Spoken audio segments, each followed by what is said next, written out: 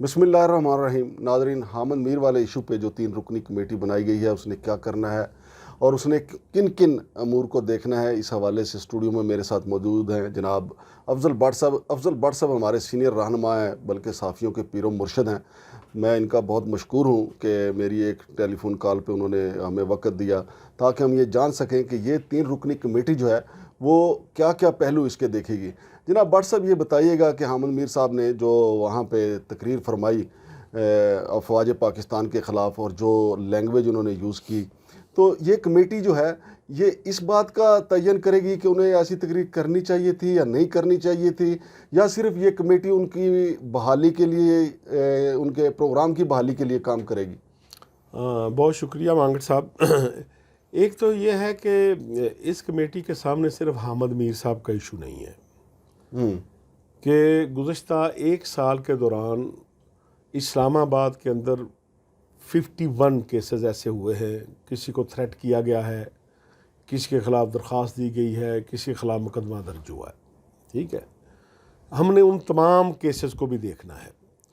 پھر یہ ہے کہ کیونکہ یہ کمیٹی جو ہے اس کو اسلام آباد کے دونوں بڑے جو فورم ہیں، نیشنل پریس کلب اور راولپنڈی اسلام آباد یونین آف جرنلسٹ، دونوں کے مشترکہ اجلاس میں یہ کمیٹی بنی ہے، جس میں ہم نے یہ بھی جائزہ لینا ہے کہ ہم نے ایسے واقعات کی روک تھام کیسے کرنی ہے، یعنی اس قسم کی تقریروں کی، اس طرح کے واقعات کی، نہیں واقعات مطلب صحافیوں کے تشدد کے حوالے سے، صحافیوں پہ تشدد، ہاں، اور پھر صحافیوں کی طرف سے جو تقاریر، پھر سوشل میڈیا پہ ہونے والی جو بحثیں ہیں اس کے حوالے سے یہ کمیٹی ان تمام چیزوں کا احاطہ کر رہی ہے۔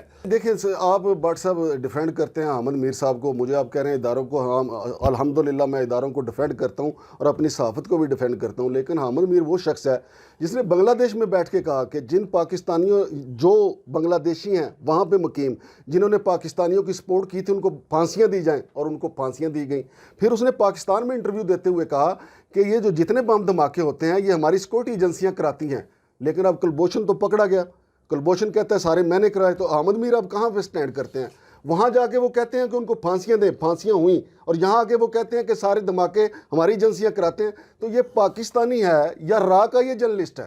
دیکھیں نا، یہ جو بات ابھی پریس کلب کے باہر کھڑے ہو کر اعتراضات کی کر رہے تھے، وہ سارے اعتراضات آپ کر رہے ہیں، وہ تمام الزامات جو کسی تحقیق کے بغیر نہیں لگانے چاہیے۔ نہیں ویڈیو موجود ہے بٹ صاحب، جو آپ بات کر رہے تھے ابھی کہ دیکھیں یہ کسی بندے کو رائٹ پہنچتا ہے کہ وہ پریس کلب کے باہر کھڑے ہو کے چیف جسٹس کو گالی نکالے، اس کو کوئی حق نہیں پہنچتا، اس طرح آپ کو بھی کوئی حق نہیں پہنچتا۔ مجھے حق کہ اس لیے آپ پہنچتا جو ہے جس بندے بٹ پہ صاحب، مجھے اعتراض اس حق کر لیے رہے پہنچتا ہے، یہ پاکستان جس ہمارے ماں بندے باپ پہ نے قربانیاں دے کے بنایا۔ مجھے حق اس لیے پہنچتا ہے کہ حامد میر افغانستان میں جاتا ہے تو وہاں جھوٹ بولتا ہے، بنگلہ دیش میں جاتا ہے وہاں جھوٹ بولتا ہے، پاکستان میں ہوتا ہے یہاں جھوٹ بولتا ہے، میرا نیشنل پریس کلب اس کا پلیٹ فارم استعمال کرتا ہے تو جھوٹ بولتا ہے۔ آپ میری قیادت، آپ وہاں کھڑے ہوئے، بٹ صاحب آپ نے بھی اس کا ہاتھ نہیں پکڑا۔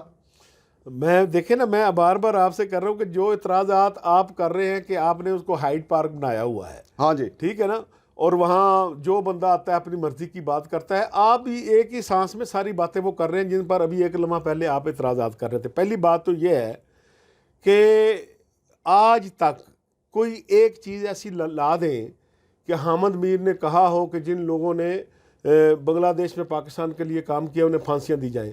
وہ واحد آدمی ہے حامد میر جس نے ان کے خلاف کالم لکھا، اس کے خلاف بات کی کہ یہ پاکستان کو اس کا نوٹس لینا چاہیے۔ بٹ صاحب اگر میں آپ کو ویڈیو بھیج دوں پھر دوسرا کیا ایک جرمانہ؟ منٹ پہلے میری بات سن لیں ذرا۔ اسی طرح وارث میر صاحب بہت محترم ہے، دنیا سے جا چکے ہیں، ان کے مطلب کہ بھی بے بنیاد قسم کے پراپیگنڈا کیے گئے ہیں۔ حامد میر صاحب تو چلو زندہ ہے نا، ان کے والد صاحب فوت ہو چکے ہیں، وہ اپنی زندگی میں کبھی بنگلہ دیش گئے ہی نہیں۔ ان کی جعلی ویڈیو بنا کے اس طرح چلائی گئی ہے کہ وہ گئے ہیں اور انہوں نے پتہ نہیں، حامد میر نہیں وہاں پہ گئے، میں حامد میر کے والد صاحب پروفیسر وارث میر صاحب کی بات کر رہا ہوں۔ حامد میر تو وہاں سے تمغہ لے کے آئے نا، ایوارڈ لے کے آئے۔ اس لیے باقی حامد میر جو باتیں کرتا ہے کہ افغانستان کیوں بنا، بنگلہ دیش کیوں بنا، تو ذرا محترمان کمیشن رپورٹ اگر آپ پڑھ لیں نا تو میرا خیال ہے کہ آپ کی بھی آنکھیں کھل جائیں. میری آنکھیں کھلی ہیں پڑھیں بٹ نا, صاحب. پھر پڑھ کے ایک پہ ایک پیج بتائیں. میں کل پروگرام رکھے بنگلہ دیش کے اوپر, کل رکھے پروگرام, نہیں پرٹیکولر کیا بٹ صاحب آج بات میں کرتے ہیں. کل محترمان کمیشن پہ لے اگر آپ یہ باتیں فوج کام ہے وہاں جا کے مجھ سے فوج کے متعلق باتیں آپ سنانا چاہتے ہیں نا لوگوں کو, میں سناتا ہوں. میں کل محترمان کمیشن رپورٹ لے کر آتا ہوں. میں کل محترمان کمیشن رپورٹ لے کر آتا ہوں. دیکھیں کتنے جو کچھ اس میں جرنیل نے لکھا ہوا ہے. تو اس کا مطلب ہے جو حامد میر نے تقریر کی آپ نے کروائی وہاں پریس کلب میں, پھر تو مطلب یہی ہے نا. میں اس تقریر کو بھی انڈوز کر دوں گا اگر آپ کہیں گے تو میں پھر کھڑا کروں گا. نہیں آپ کہیں نا کہ آپ اس کو نہیں, آپ کرانا چاہتے ہیں انڈوز. نہیں آپ فوج کے اندر مجھے یہ بتائیں, آپ اپنی پروگرام کی ریٹنگ کے لیے فوج کو گالیاں نکلوانا چاہتے ہیں. ریٹنگ کے لیے حامد میر کرتا ہے, ریٹنگ کے لیے ابصار عالم کرتا ہے, ریٹنگ کے لیے آسمہ شرازی کرتی ہے. اس کو ریٹنگ کی کیا ضرورت ہے؟ آسمہ شرازی کے آج 2 آرٹیکل پکڑے گئے انڈیا میں, وہاں پہ ISI کے خلاف چھپے. وہ کام یہاں کرتی ہے, آرٹیکل اس کے وہاں چھپتے ہیں. آپ ابصار عالم کو بات کرتے ہیں, وہ جو ہم جن سے پرستوں کا یہاں پہ کنٹری ہیڈ ہے, آپ اس کی جا کے سپورٹ کرتے ہیں. بھٹ صاحب آپ نے پریس کلب کو کیا بنا دیا؟ میں آپ سے پوچھتا ہوں, آپ میرے لیڈر ہیں, میرے قائد ہیں, مجھے بتائیں یہ پریس کلب کس کا ہے؟ یہ پاکستانیوں کا ہے, یہ راہ کے ایجنٹوں کا ہے؟ میں یہی آپ سے کہہ رہا ہوں نا کہ دیکھیں آپ صرف یہ باتیں اس لیے کر رہے ہیں کہ میرا دل دکھا ہے. آپ کو ان باتوں کا میں اسی طرح جواب دوں جس طرح آپ یہ باتیں کر رہے ہیں, ٹھیک ہے نا. لیکن میری ایک ذمہ دارانہ پوزیشن بھی ہے.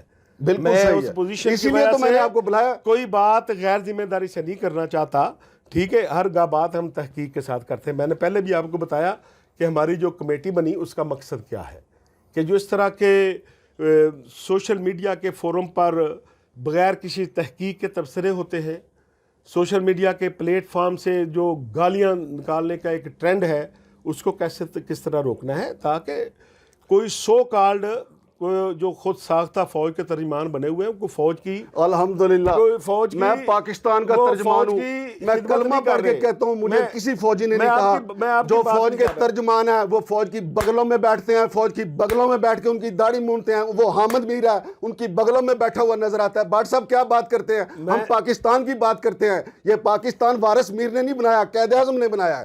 میں تو دیکھیں, میں تو آپ سے بار بار بات کر رہا ہوں کہ جو خود ساختہ ترجمان بنے ہوئے ہیں پاک فوج کے, جو اگر مجھے آپ گالی دیں گے تو میں اس کے جواب میں کیا کروں گا؟ ویسے مجھے بتائیں. ویسے مجھے بھٹ صاحب مجھے میری اس بات کا جواب دے دیں کہ تمام مذاہب یہ کہتے ہیں کہ آپ کسی کے جھوٹے خدا کو بھی گالی نہ دیں تاکہ وہ آپ کے سچے خدا کو گالی نہ دیں. میری بات سن لیں ذرا, میں آرگومنٹ کے ساتھ آپ سے بات کر رہا ہوں, جذبات سے ہٹ کے, ٹھیک ہے نا. تو میں خود ساختہ ترجمان ان کی بات کر رہا ہوں کہ جو بندہ ایک لکھتا ہے اور وہ فوج کا نام لے کر کسی کو گالی دیتے ہیں, اس کا کوئی درد آتا ہے, وہ فوج کے خلاف بات شروع کرتے ہیں. فوج کا اس میں کیا لینا دینا ہے؟ بھٹ صاحب میں آپ سے ایک بات پوچھتا ہوں, مجھے یہ بتائیں, آپ اسد طور کا معاملہ لے آئے, بالکل ٹھیک ہے, اس کو مار پڑی, اس کے ملزمان پکڑے جانے چاہیے, منظر عام پہ آنے چاہیے, بالکل اسی طرح جس طرح محترمہ مریم نواز کا دروازہ توڑا گیا. جناب باجوہ صاحب تحقیق کے بعد ان بندوں کو سامنے لے کے آئے جو حساس ادارے کے تھے, اور اس سے جناب باجوہ صاحب کا قد بڑھا. اسد طور والے معاملے میں یہ بندے آنے چاہیے, لیکن کیا آپ یہ نہیں مانتے کہ اسد طور والے معاملے میں ہم نے اتنی جلدی کی, اتنی جلدی گورا باری کی کہ جس طرح آپ کہہ رہے ہیں کہ بات ہم تحقیق کے ساتھ, آپ بھی تو بھٹ صاحب آپ تحقیق کر رہے ہیں نا, تو کیا ہمیں پہلے یہ بات تحقیق نہیں کرنی چاہیے تھی؟ کیا اسد طور پہ الزام نہیں ہے شفا یوسف زئی پہ اس نے جنسی حملہ کیا؟ کیا شفا یوسف زئی کی درخواست FIA میں نہیں ہے؟ کیا یہ معاملہ اب ہائی کورٹ میں نہیں ہے؟ اس کا شفا یوسف زئی کو کوئی انصاف دے گا؟ اسد طور کی وجہ سے ہمارے پورے ملک کا چہرہ گندا ہو گیا. بھٹ صاحب کیا یہ تحقیق ہمارے پریس کلب کا کام نہیں ہے؟ نہیں, پریس کلب نے اس میں کیا غلط کیا ہے ویسے اسد طور کے معاملے میں؟ اسد طور کے معاملے میں دیکھیں, وہ شفا یوسف زئی کے اوپر حملہ کرتا ہے جنسی, وہ درخواست دیتی ہے. کیا پریس کلب کا کام نہیں ہے یہ تحقیق کرے کہ کہیں شفا یوسف زئی کے بھائیوں نے تو نہیں یہ کام ڈال دیا؟ نہیں, ہم نے کسی پر الزام لگایا ہے؟ بھٹ صاحب آپ نے فوج ہی نہیں چھوڑی. وہ کیا کیا؟ میں پہلے بھی کہہ رہا ہوں کہ آپ یہ فوج کی خیر خواہی نہیں کر رہے. میں آپ سے بار بار یہ بات کر رہا ہوں. دیکھیں ہم نے یہ کہا, دیکھیں اگر آپ پہ اٹیک ہوتا ہے FIR لکھوانا آپ کا حق ہے نا, بالکل ٹھیک ہے. اسد طور نے صرف FIR لکھوائی ہے, کیا لکھا ہے اس میں؟ اس نے یہ تو لکھا کہ میرے اوپر ISI نے اٹیک کیا ہے, میرے اوپر فوج نے اٹیک کیا ہے. اس نے کیا کہا ہے کہ بندے میرے کمرے میں داخل ہوئے, انہوں نے کہا جی ہمیں ISI نے بھیجا, یہ کہا نا؟ بالکل ٹھیک ہے. مجھے مارتے رہے کہ یہ نعرہ لگاؤ, یہ نعرہ, یہ اس نے FIR لکھوا دی ہے. اب یہ پولیس کا کام ہے, पुलिस प्रोब करेगी कि ये बंदे पकड़े गए हैं भाई, आप बताएं आपने आईएसआई का नाम क्यों लिया? फिर हमें इंतज़ार करना चाहिए था ना भाट साहब, मैं आपसे यही कह रहा हूँ कि हमें इंतज़ार करना चाहिए था ना, कि बजाय इसके कि हम अपने अदारों को बेगैरत कहते, बजाय इसके कि हम कहते तुम्हारा बाप उधर बैठा हुआ है, बजाय इसके कि हम ये कहते तुम्हारा फलां बाप ने ये किया, तो हमें इंतज़ार करना चाहिए था ना। एक शख्स आया और उसने आपके सामने आके, आप मौजूद थे, हमारे सदर जनाब शकील अंजुम साहब मौजूद थे, आपको पता है कि मैं इस ग्रुप में आपके साथ हूँ। बिल्कुल।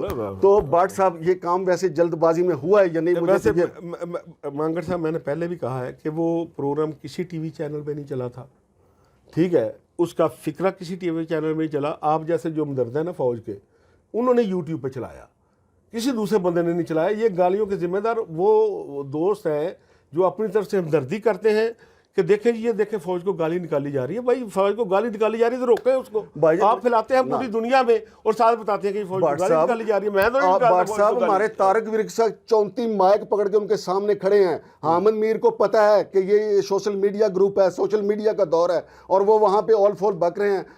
मेरे तो आप काबिल एहतराम है, अल्लाह की कसम वीडियो जितनी मैंने देखी, मैं ये उम्मीद करता रहा कि भाट साहब माइक पकड़ेंगे, लेकिन भाट साहब आपने माइक नहीं पकड़े, मेरा दिल तोड़ दिया आपने। चीज़ सामने आई है प्रेस क्लब के हवाले से जी। जफर मलिक साहब ने मुझे बताया सिंध का एक उसका जानने वाला साफ़ी अगवा हुआ था, 3 महीने वो अगवा रहा। उन्होंने, वो कहते हैं मैंने अफजल भट्ट साहब से भी दरख्वास्त की कि उसके लिए एहतजाज किया जाए, लेकिन अफजल भट्ट साहब ने गौर नहीं किया। फिर उसके बाद मुझे कल मेरी इरफान मलिक साहब से बात हुई, उन्होंने कहा जी मुझे सरेआम मारा पीटा गया, मेरे मुलज़म आज तक नहीं पकड़े गए, प्रेस क्लब ने कोई एहतजाज नहीं किया। ऐसी बेशुमार मसला ज़ार नियाज़ी साहब हैं, उनको पिंडी में मारा गया, फिर उनके लिए भी कोई मुजाहरा नहीं हुआ। ये ख़ास लोगों के लिए मुजाहरा होता है और फिर ख़ास किस्म की तकरीरें होती हैं। ये इम्तियाज़ी सलूक कब ख़त्म होगा? देखिए मेरा ख्याल है कि ऐसा कोई वाक़या बहुत कम होता है। आप भी जानते हैं कि पाकिस्तान के किसी कोने में भी किसी के खिलाफ मुजाहरा हो तो RI जो उसकी कॉल ज़रूर देती है। नेशनल प्रेस क्लब उसके साथ एसोसिएट होता है। तो खैबर से लेकर कराची तक जितने भी वाक़यात हुए हैं, अगर कोई इंटरनेशनल वाक़या भी होता है तो हमारी कोशिश होती है कि उस पर आवाज़ ज़रूर उठाएं। अगर किसी वाक़े पे कोई गलती होगी हम इंसान हैं तो इसको दानिस्ता नहीं है वो बात। बहुत शुक्रिया भाट साहब। नाजरीन, भाट साहब की गुफ्तगू सुनी, मेरे बड़े भाई हैं, इनके साथ हमारा वैसे भी प्रेस क्लब में भी ज़रा ये भाइयों के दरमियान चलता रहता है, लड़ाई झगड़ा भी, लेकिन मेरा अपना मौक़िफ़ है और मैं अपने भाई के सामने कहता हूँ कि जब तक हामिद मीर का किबला दुरुस्त नहीं होता, जब तक वो पाकिस्तान की बात नहीं करता, उस वक्त तक ना मैं उसको साहब कहूँगा और ना मैं उसके हवाले से अच्छी बात करूँगा, बल्कि उसके जो छुपे हुए लक्षण हैं वो मैं बार बार करता रहूँगा और सामने भी लाता रहूँगा। शमशाद मांगड़ को इजाज़त दीजिए। अल्लाह हाफ़िज़।